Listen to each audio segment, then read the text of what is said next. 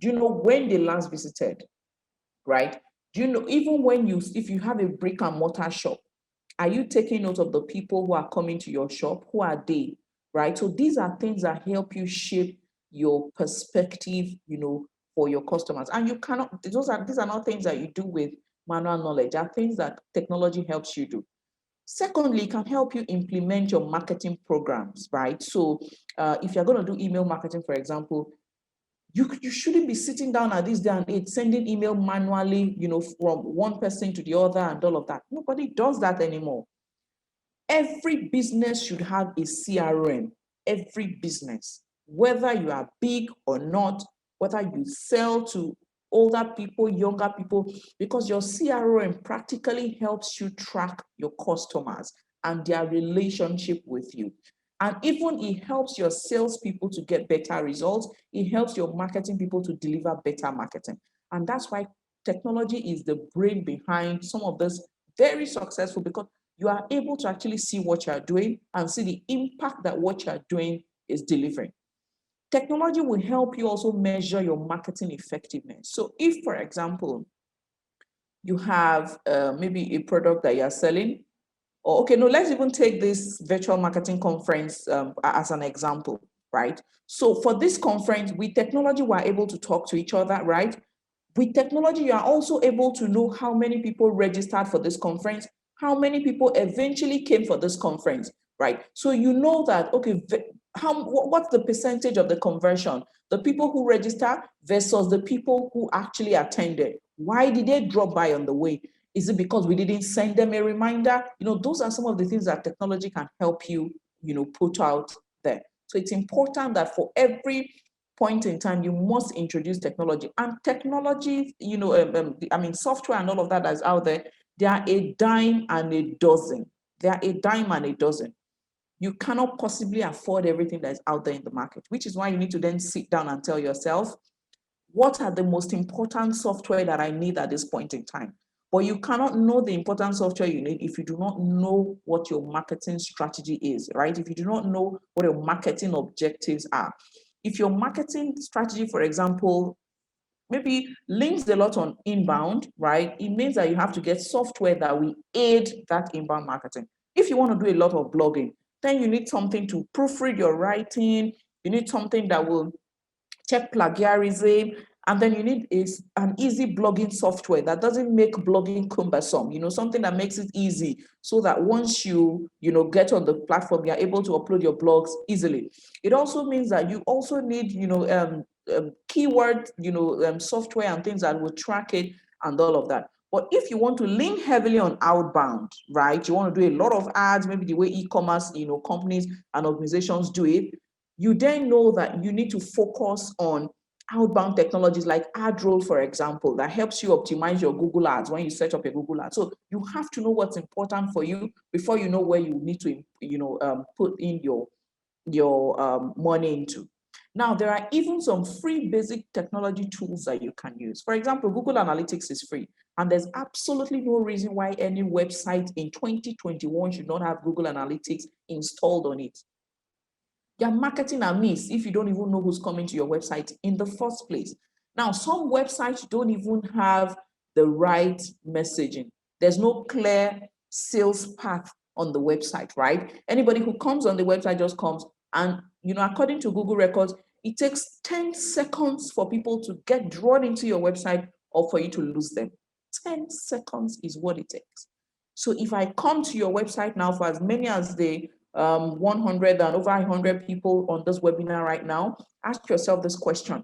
Is your website, is my website going to draw you in, or is it going to drop me in the next 10 seconds? You only have 10 seconds to make the first good impression. You don't get another one. So what software are you doing to aid your website, right? And what other things are you putting in place? Do you have call to action buttons? Do you have the right forms on your website? Do you have a live chat on your website? There are still a lot of websites that do not have live chat. Today's customer wants information and they want it right now. They're not going to wait for 24 hours for you to send them an email. They cannot wait that long. They're taking a decision now. They're taking it right away. They need you to give them the information they want when they visit your website. There's a food business. I know that, you go on their website, you want to order for food. You don't have, they tell you to fill a form, and you fill a form, and you're waiting for somebody to call you. Who does that, right? I want my food, I just want to pick up the phone, or I want to go on your website and order it and get it, have the conversation with you and all of that. And that's the role that technology plays. And we can go on and on about the various areas in which you can use technology. And there are full marketing suites that does all of these regarding marketing. There are full sales suites that anybody who's serious about marketing, who's serious about sales, needs to get, right? So it is part of the investment that you need to put in marketing. Don't shy away from it to say, okay, no, we just build a website and we leave it there. No, your website is not a billboard. It is supposed to be a sales tool, and it's supposed to be selling your business 24/7. Your salespeople go to bed, right? But your website doesn't go to bed. It is supposed to be on duty 24/7. If somebody goes on your website right now, is it going to sell the service that you have? And I've talked about the myriads of technology that you have and how you have to decide what you will go for based on the objectives that you are trying to achieve. And maybe during the question and answer session, if you need, if you need particular software in particular area, you can actually raise that so that we can go into it. So I'd like us to have, more time for question and answer. And here's why I'm not going to delve into the different software you need for the different things.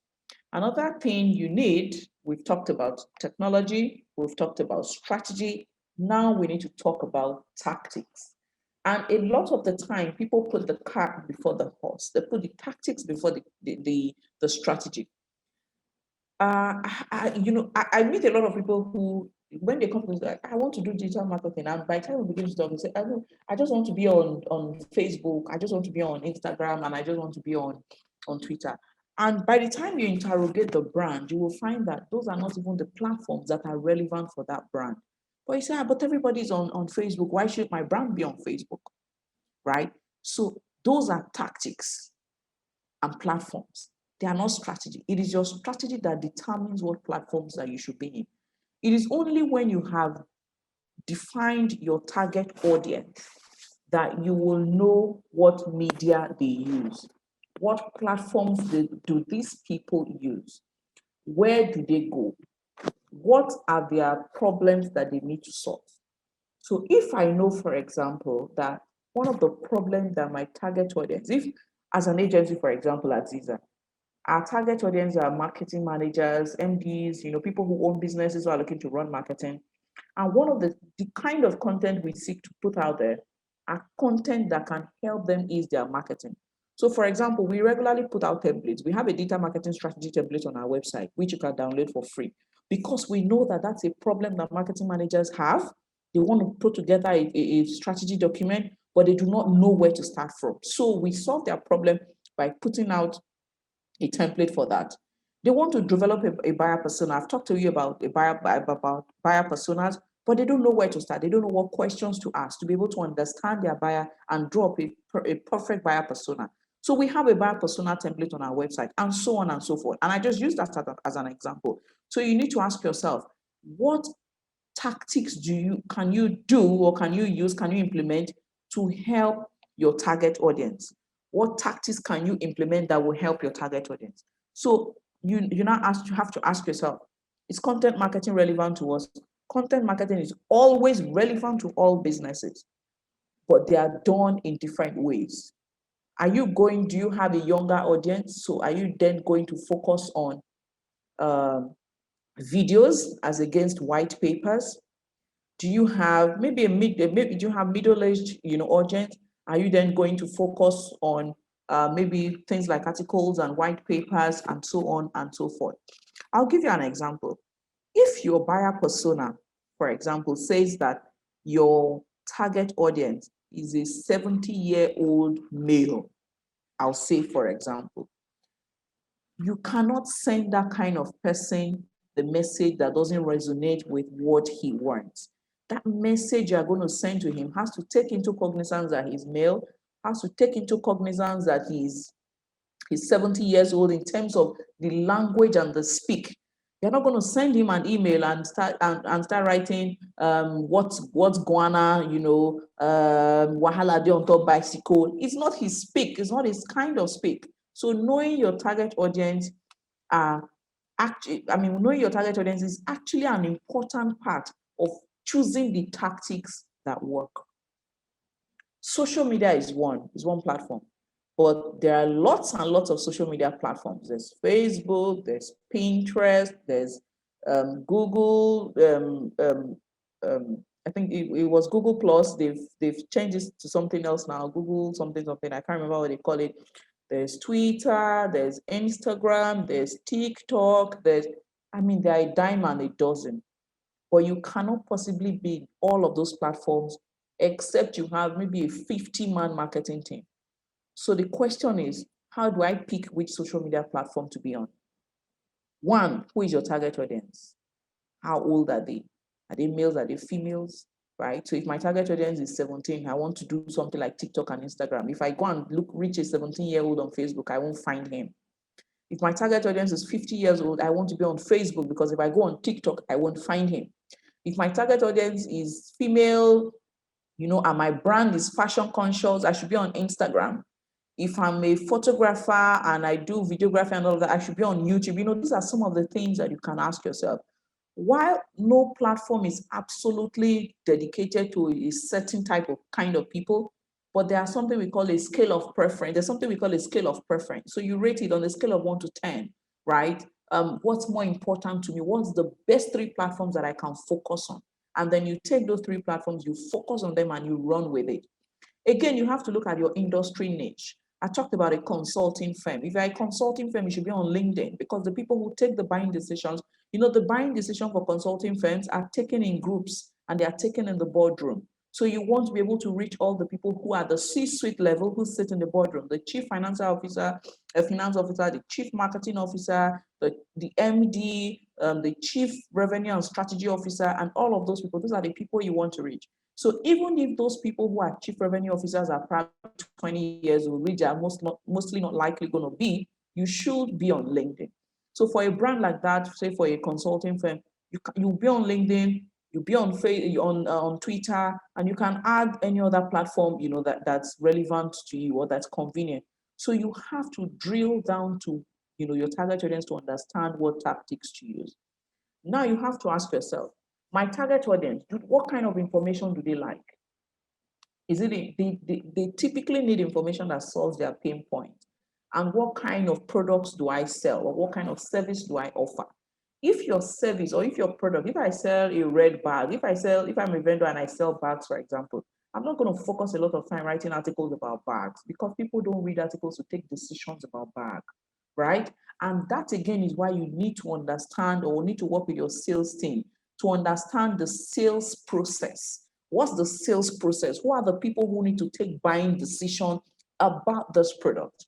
So these people who need to take this buying decision, how long does it take them? If it takes you, say, 2 months for the board to meet, convince everybody and get them to sign on, it's because it's a product or a service that requires more information. It's a product or a service that the MD needs to read about, that the board members need to read about. They need to understand the value it brings. And typically those products are also more expensive, right? But if you sell like bags or like shoes, for example, nobody's going to have a meeting to take a buying decision on whether to buy bags or to buy shoes.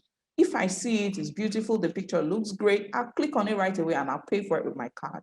So that tells you that you don't need a lot of articles. You don't need white papers. You don't need webinars on bags and shoes. You only just need to give them beautiful videos, beautiful images, giveaways, engagement, to say how many colors of bags do you have in your wardrobes, and things like that. So these are things that, these are questions that you need to ask yourself in determining the tactics that you will use. Now, I can go on and on and on in choosing tactics, and I've mostly talked about social media. And the reason I've focused a lot on social media is because a lot of Nigerians only know social media. When they say digital marketing, all they actually only mean is social media. They just want social media. I want my brand to be on social media. But there are a dime and a dozen other platforms you can be on outside social media. There's email marketing.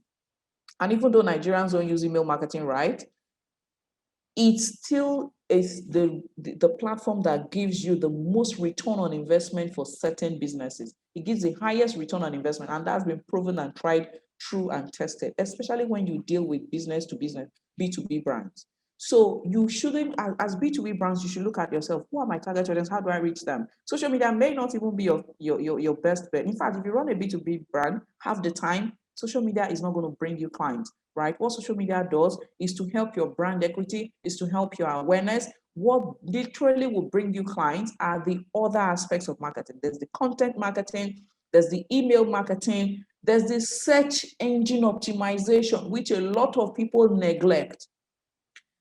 Chances that you are going to use Google today is like 90% of the, I mean, when you're taking any decision on buying anything, you are most likely going to head to Google. And I'll use us as an example, right? 60% of the traffic that comes to our website comes from Google search organically. And that's because over time, consistently, we've invested in Google, in search engine optimization, organic search engine optimization, so that if you search for Google, if you search for digital marketing agencies in Nigeria, we're on the first page. If you search for digital marketing agencies in Lagos, we're number one. We've held it consecutively, consistently for 2 years. And that's because of consistent work. And that has proven, that gives us way more leads than even social media. So you should understand what your business does and be able to put your marketing tactics right. So 60%, like I mentioned before, 60% of the people who come to our website are people who find us on Google, because nobody is going to, I mean, if somebody is going to take a decision on social media, on digital marketing agency to work with, is mostly taken by the MDs and the very top people. They're not going to go on social media to search for agencies to work with. They're going to go on Google to search it. So you have to ask yourself, where, do these people go to when they're looking for your services or your business?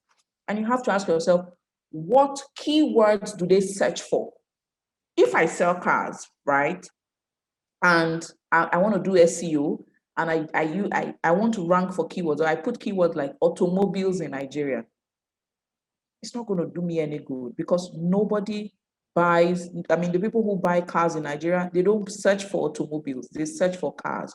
And that does not mean that automobile does not mean cars. It does mean cars, but it's not a speak, it's not a language here, right? But if you were to go to the US, you probably will win with that kind of keyword, automobiles in New York, for example, automobiles in London. But if you come to Nigeria, people search for cars in Lagos, car shops, car dealers, car, and all of that.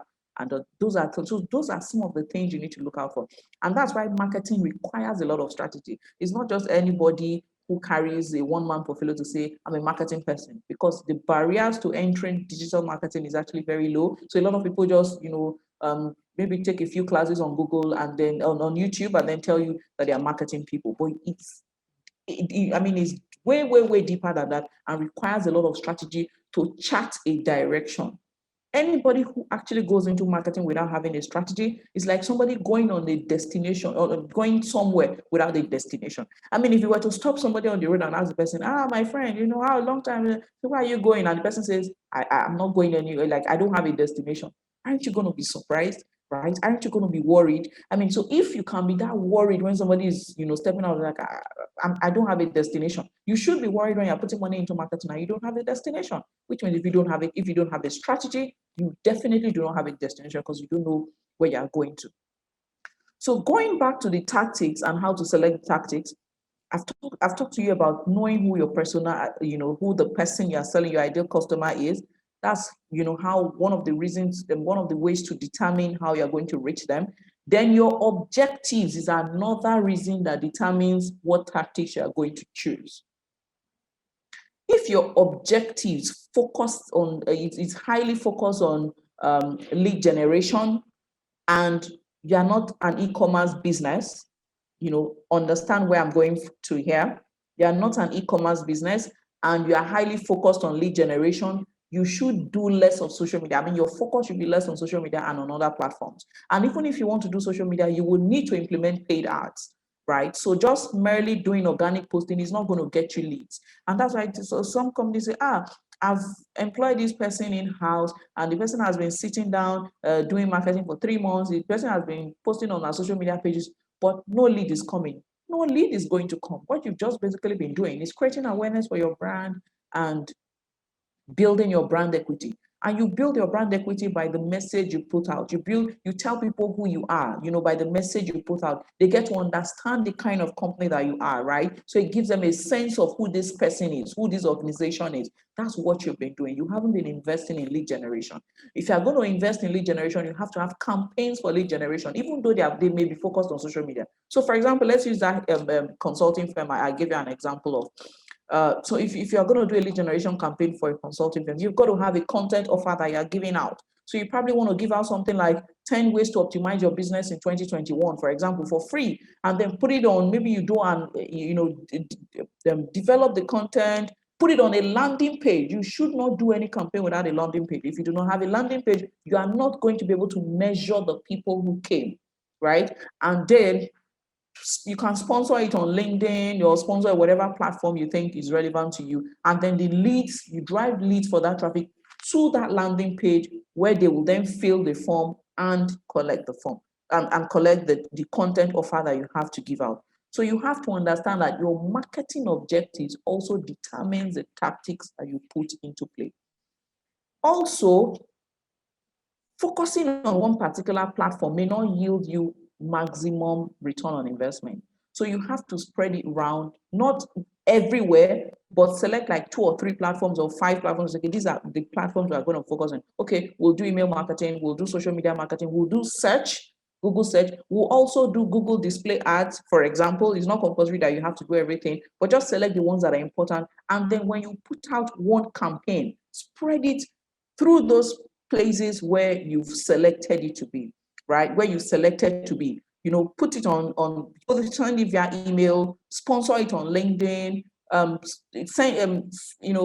have display ads on Google Display, have search ads on search, write articles around that topic, and all of that. So that's a campaign. You see everything, all the message going out together, there's a strategy behind it, and there's unity of purpose, and then send everything out. So at the end of the day, you are able to track, but you are only able to track if you have the right software. And that's what we call attribution.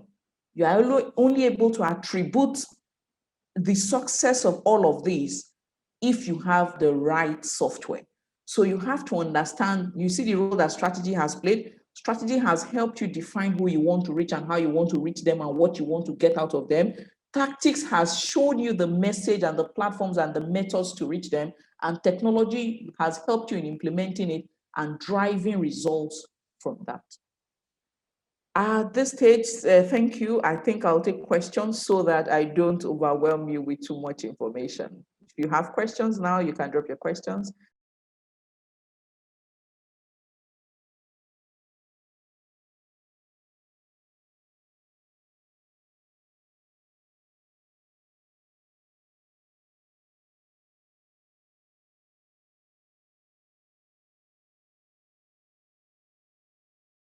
Thank you once again. And one of the things I've learned, you said so many things, so many wonderful things. And one of the things I learned and also like to tell people listening is when you have your plan, you have what to work with, you have the tactics, you have everything. The thing is, give yourself time to grow. Yeah. Nobody, you can't just have everything and just expect that, oh, I have all the marketing skills already. The next thing I want is profit. You have to give yourself time to grow. Don't rush things. And especially for budding entrepreneurs, don't compare your businesses with other people's own, because like you just started a business and you're seeing somebody's own, you have a role model somewhere, and you're like, I want to do this, I want to do that, I want to do this. And you start putting yourself under unnecessary pressure. So when things are not working out the way you want it to go, you start feeling like a failure. So I like to tell everybody, give yourself time to grow, take things one step at the time. You have all the things you need to grow your business now. You have all the marketing skills and all the information you need. So do well to take time, to plan with all this that we've learned. And very soon when they're calling millionaires, and we have the next conference. It's going to be strictly for millionaires, and I'm sure that everybody participating now will be there next time. So we'd like to give them for questions, but before we let everybody have their questions, I will be having a question. I ask a question for you. Are you there? Yes, been having issues trying to set up my own platform. Hello, Agbons. Hi. What an insightful. I don't know. I don't know how to qualify that session, but that was quite insightful, and it speaks to what a whole lot of marketing thought leaders actually have, in mind, and it has opened our minds to a whole lot of things. And before I ask my question, right, I'm going to catch you off guard here, Agbons. Go ahead. I'm going to tell you a brief story, right? Okay.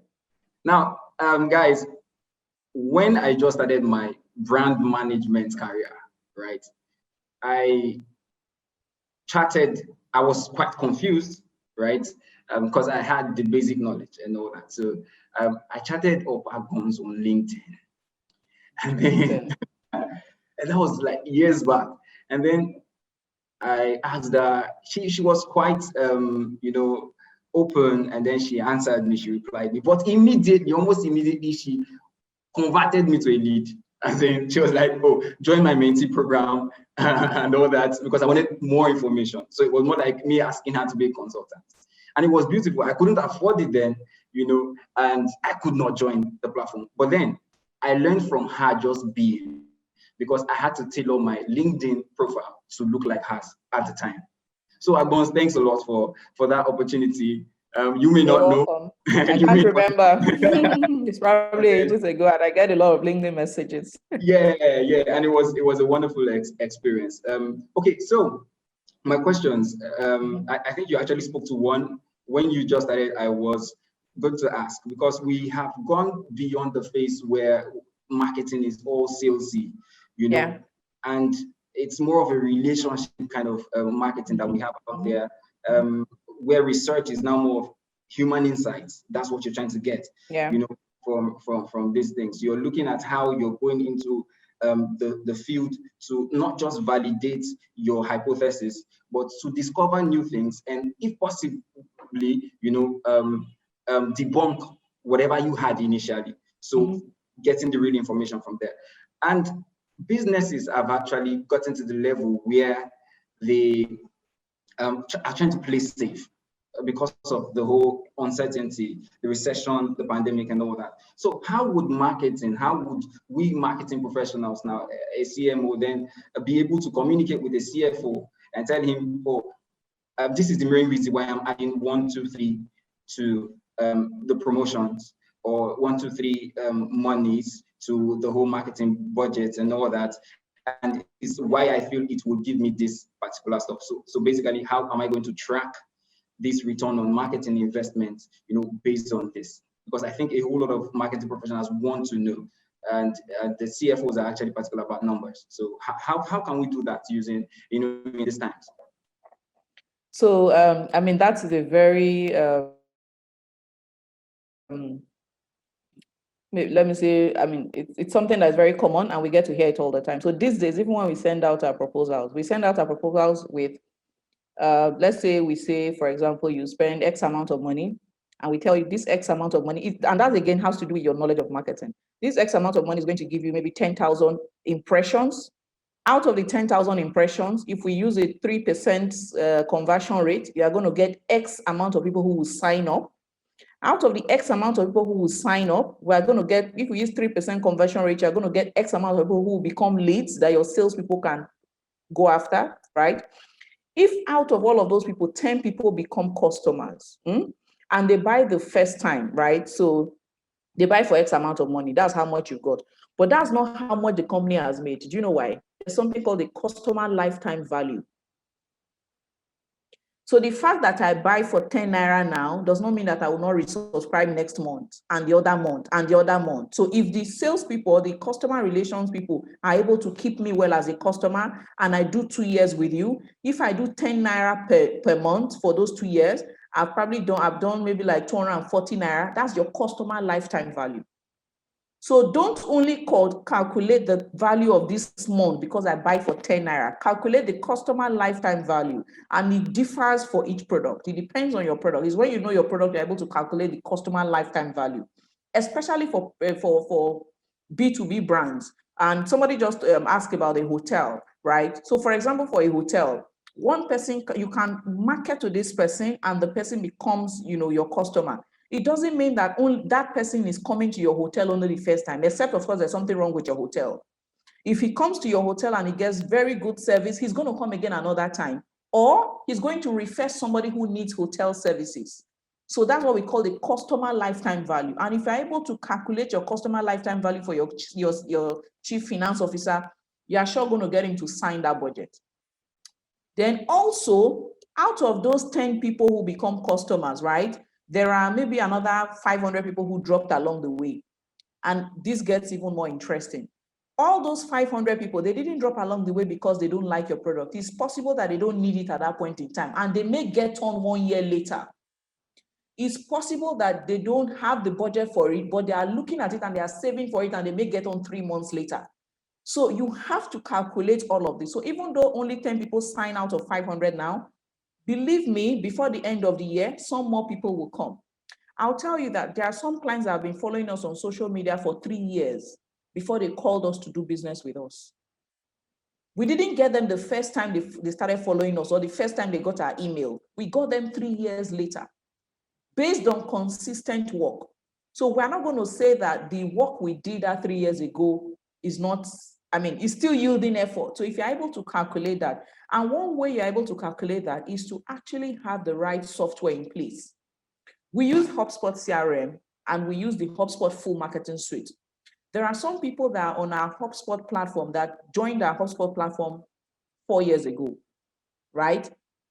They still follow us till now. And we know when we check out, some of them later became clients. When we check out when they knew us, some of them have known us because our software tracks when they knew us, how they found us. And that's what's called attribution. It tells that this person found you on Google search, but the person maybe didn't buy, or the person booked a consultation but didn't buy, and followed you consistently 6 months later to buy, because it's possible that the person didn't get MD to sign on it. Sometimes the person has even changed jobs. The person is not even buying again for the job they were working in, the first place they were working. They are buying for maybe the next job they've changed to. I'll give you another example. So a bank called us just yesterday night to say, come and set up a CRM for us. And it was from the video I had done on a CRM a while back. And it's their IT consultant who has been working with them that recommend. So you see how that it doesn't have to always work. So I hope you get it. I don't know. That was awesome. Okay, I think we can take further questions. I would have to engage Agbons later. So, guys, I've been seeing a lot of chats. Okay, more over to you. Okay, yes, we have other questions here, and we would like you to briefly provide solutions to these problems. Their questions are like problems. So, what is your website, and what are these? What is your website, and what are these strategies templates? And are these strategies templates free? Yes, they're free. They're totally free. You go there, you download it, they're free. And the website is zizadigital.com. So I'll type it in the. You want to take that again? I've already typed it in the chat box so they can get it. Ziza, Z-I-Z-A, digital. Your email marketing work, and what does it really involve? Yes, email marketing works, and it works like magic. But here are the things. You have to have a segmented list. You cannot send one message to everybody. You have to have good copy, and your copy needs to speak to the pain point of that person. You have to do your research. You have to have checked out the person's website, checked out the person's, you have all the information before you, so that the message is personalized. If I'm sending a message to Isaac, for example, I'm not going to send him send him the same message I'll send to a CEO. His needs are different. The CEO's needs are different. Let's assume Isaac is the marketing manager and there's a CEO and he works under the CEO.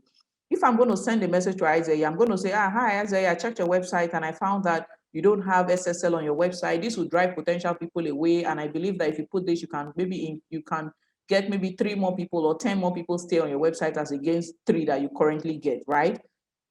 and be able to define value for your organization so that when you're in your next next management meeting, you are able to defend why you are there. Now, when I send a message to the CEO, I'm selling the same thing to two of them, but I'm not going to tell him the same thing because he doesn't need to prove himself in management meeting. He's the management. So what concerns the CEO or what bothers the CEO is the bottom line of the company. So I'm going to say to him, hi, how are you doing? You know, hi, CEO, for example, how are you doing? I found that your website is currently, I found that your business is currently doing maybe 10 million in annual revenue.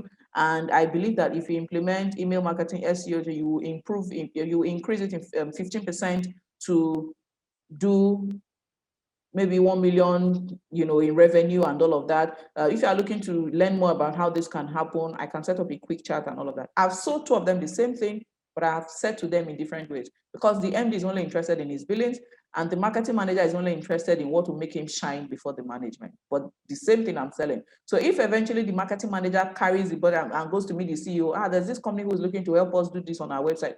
The CEO already has knowledge about it, right? He himself has gotten something and they're able to work together, to get it approved. So you have to put in the work. It's not sending one mass message. And you do not buy emails. It is so unprofessional to buy emails for email marketing. It is not done.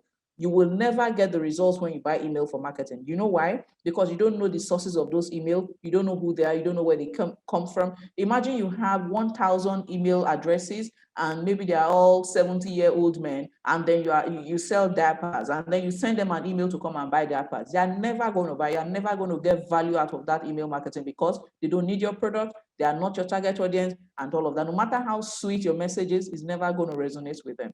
So you need to gradually grow your email list through lead generating campaigns. Thank you so much, Ma. Because of our time, we would like to tell people to direct their other questions to comms@connectmarketingonline.com. Comms, COMMX@connectmarketingonline.com. Thank you once again, Ms. Agbons. We are so grateful. Itoa, do you have any other thing to say to us? I'll just say thank you. Thanks a lot, ma'am, for gracing our event. We really appreciate it, and we do not take this for granted at all. And I'm sure a whole lot of people gained a whole lot from this session. Please, if you actually did, I would like you to comment on the platforms and try to reach out to Ms. Agbons as well. She's very open and willing to hear all of us. Okay, so please appreciate her on the chat session and try to reach out. Okay, yeah, she just shared her email, her website rather, so you could actually check her out. She is the general manager of Ziza Digital. Thank you very much, ma'am, for that. Okay, so, you can follow me on LinkedIn. Great. On Twitter. Okay. Yeah. She's also on Instagram. Yes, I'm on Instagram. Thank you so much, man. Thank you so much. Yeah. That was really insightful. We hope to see you next time. Yeah, thank you. You can send your questions on LinkedIn. Thank you. Bye, everyone. Bye. That was so insightful.